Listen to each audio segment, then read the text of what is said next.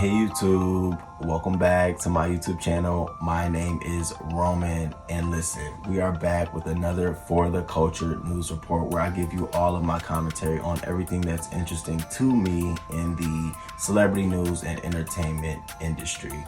Without further ado, let's jump right into it.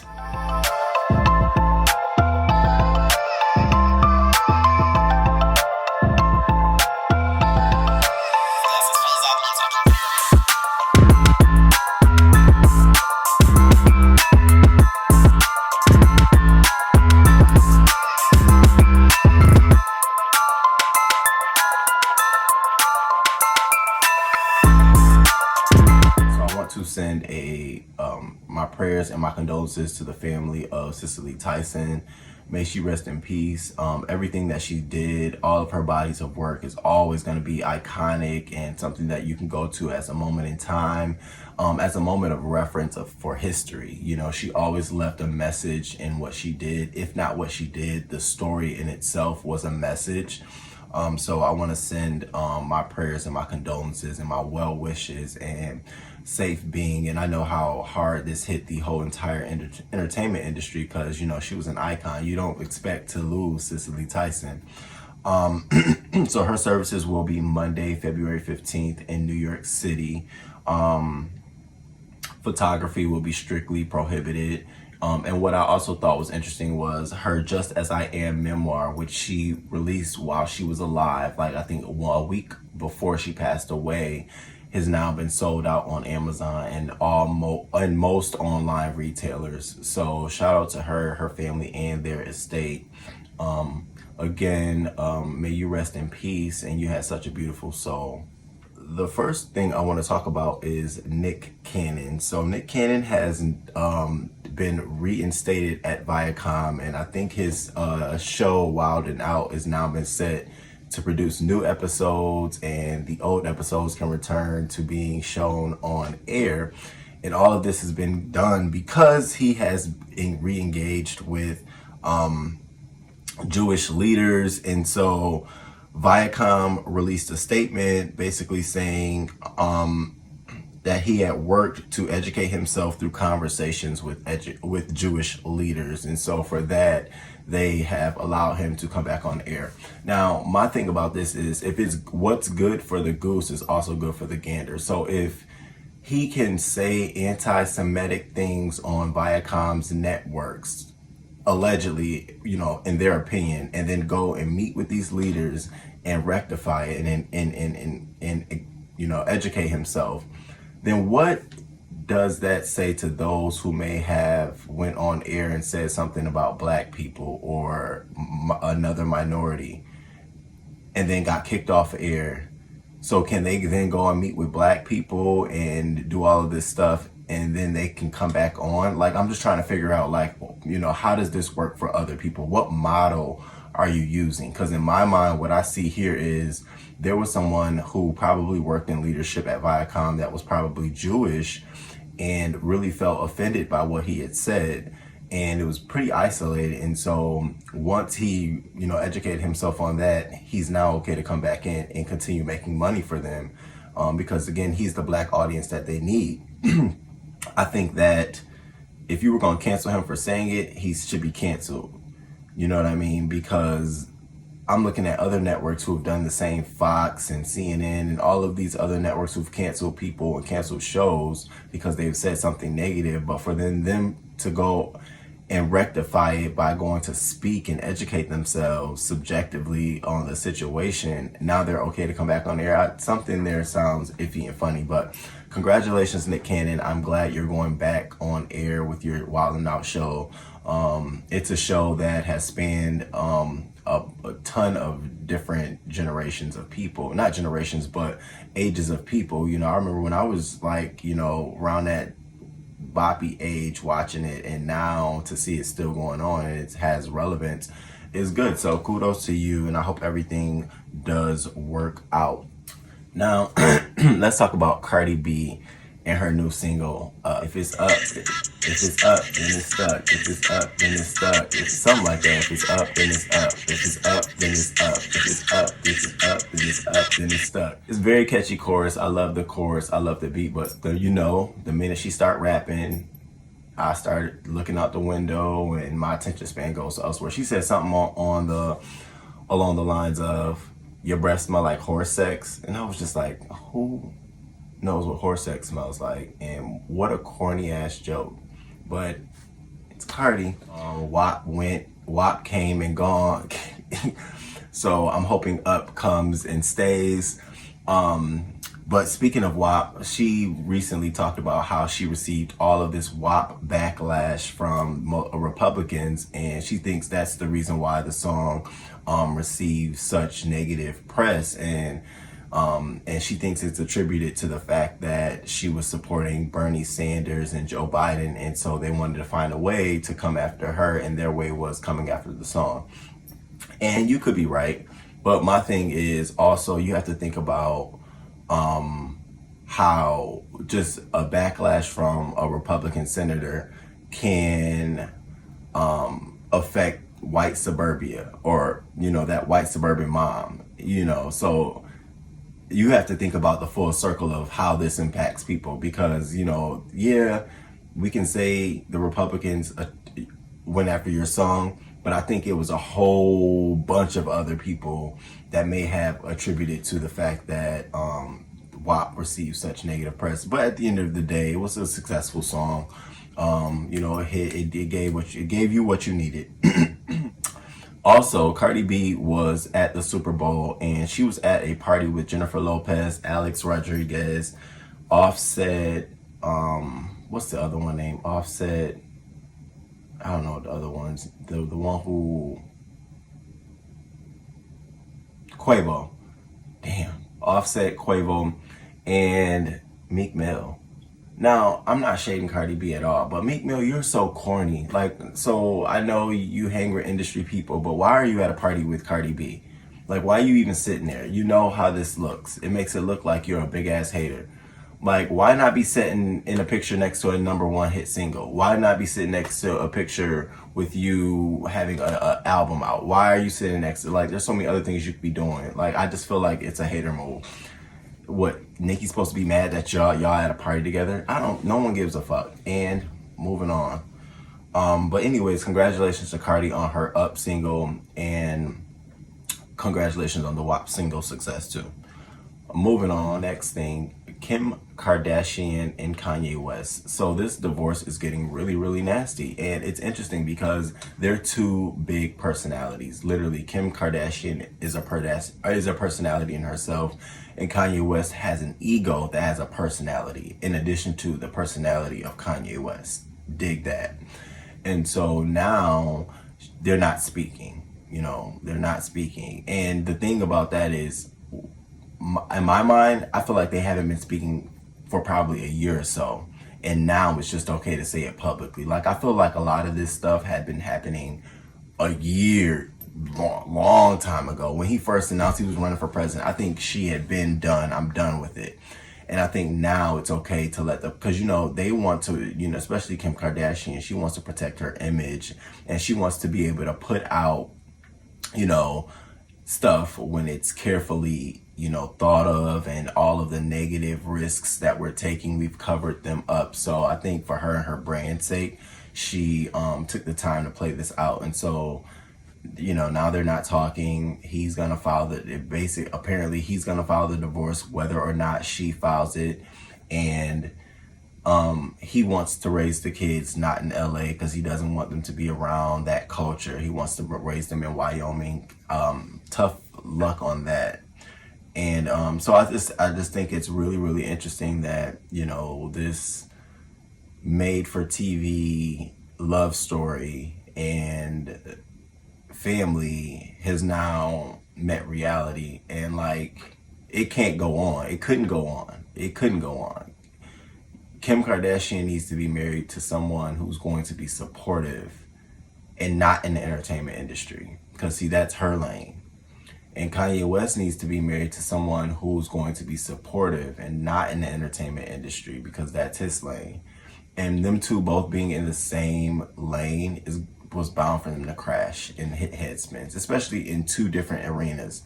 She's no talent and he's talent, you know, so she's fighting to stay relevant and he's fighting to just stay happy. And when those two come ahead, his happiness and her success, they're not the same. So but also Kanye West is facing a $30 million lawsuit for his Sunday show services. So basically a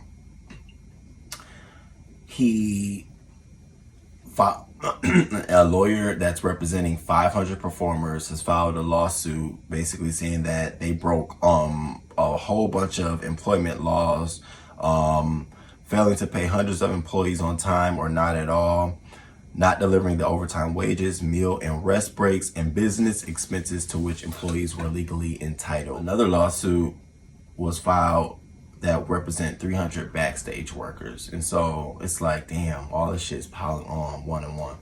And someone basically said that when Kanye West does a production, he just says to his guys, make it happen.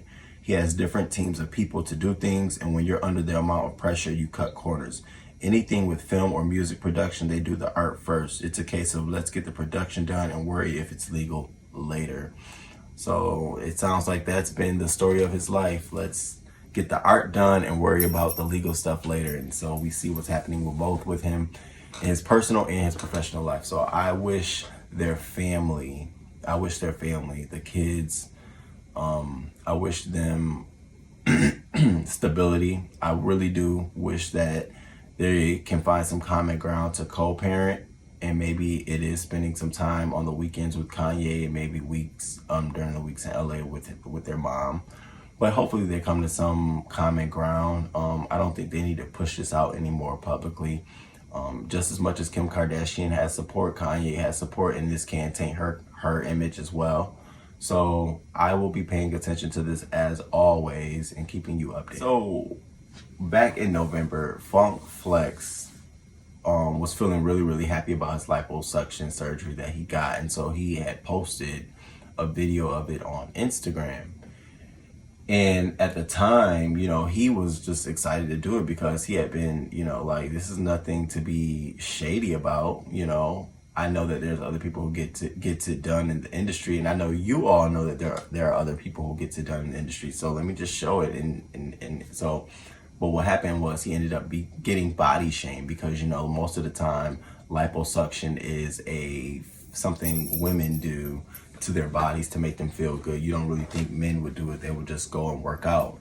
And so he was, you know, shamed. And so he recently did an interview, Gilly the Kid and Wallow's $1 Million Worth of Game podcast, and he discussed the fact that he had needed to lose 290 pounds. And so he had talked to athletes, he had talked to other people, and they had all told him that you just go get you some liposuction and then start your diet and start your healthy working out and stuff like that.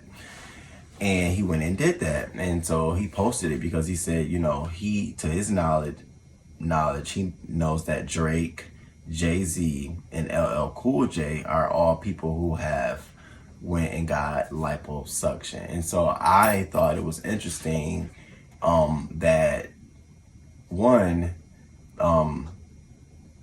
it's a body shaming thing for men to get liposuction, because I do know men who go and get liposuction, but you know, it's a body shame for men to go get liposuction. And then when you find out like Jay-Z or Drake or LL Cool J have went and got liposuction, it's like, oh wow, you know, does that taint their masculinity?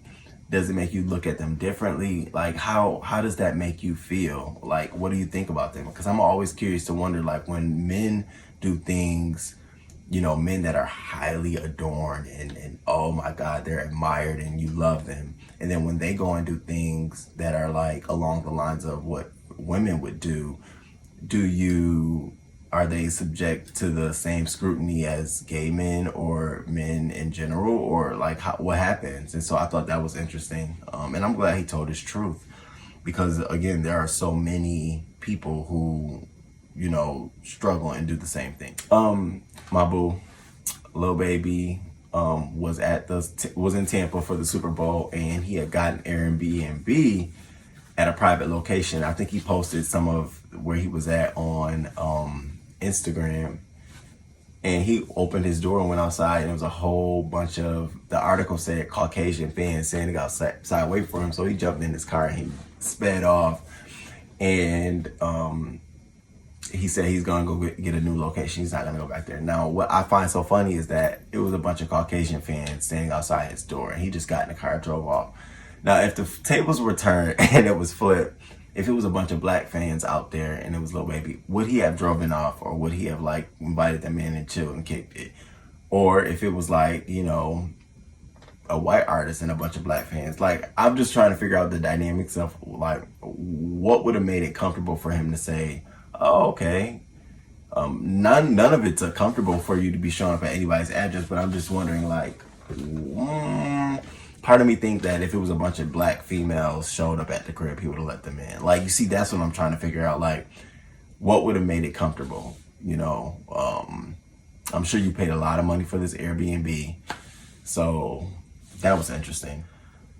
Okay, so Lil Nas, he dropped a picture of him with some boobs, and of course it was promo for his call me by your name single. It was a promo for that single, and no, they're not, he doesn't really have breasts. You can clearly see on the chest the way it's set, like it's a prosthetic, like they literally blended on, like it's a set on him, like fat skin with breasts, and then they blended it on with makeup. It's just costume and wardrobe. But no, he didn't go get black breast implants or anything like that. He's definitely dropping a new single, and this was promo for that. But my thing with Lil Nas is, I'm noticing you starting to do a lot. You're doing a lot for attention. Face, don't need you to sin. If you've been in your garden, you know that you can. Call me when you want, call me when you need. Call me in the morning, I'll be on the way. The Lady Gaga route. When she first came out, she was doing everything for attention. And Nicki Minaj too. She did everything for attention. And then they got to a point in their careers where that wasn't working anymore. And then people just wanted to see them for their talent. And that's when you started getting less pop Nicki and less pop Gaga. You know what I mean?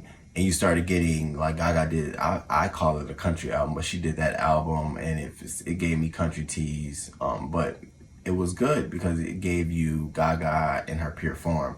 So Lil Nas, before you start doing all of that, I just want to say this.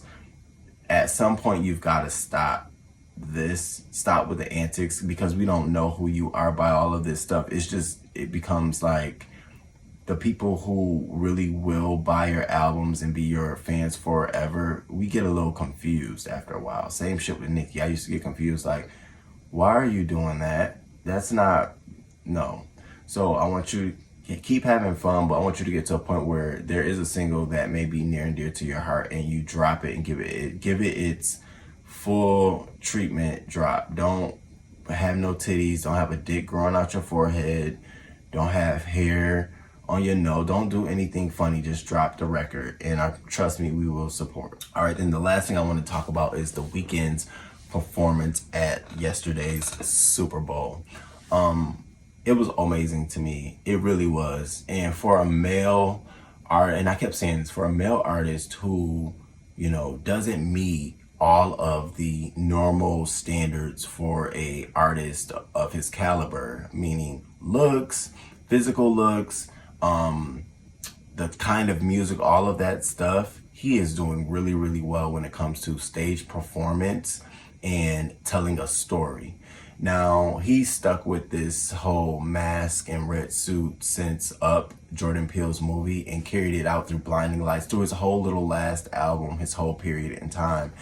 And to see him culminate it at the Super Bowl, with like all of the clone dancers and him walking through that gold maze, it sort of just brought it all together. Like, you can see him having a reflection of himself, fighting with himself. You can see the connection of, you know, him trying to hide who he really is behind the bandages, because when he pulls it off, you really don't want that person.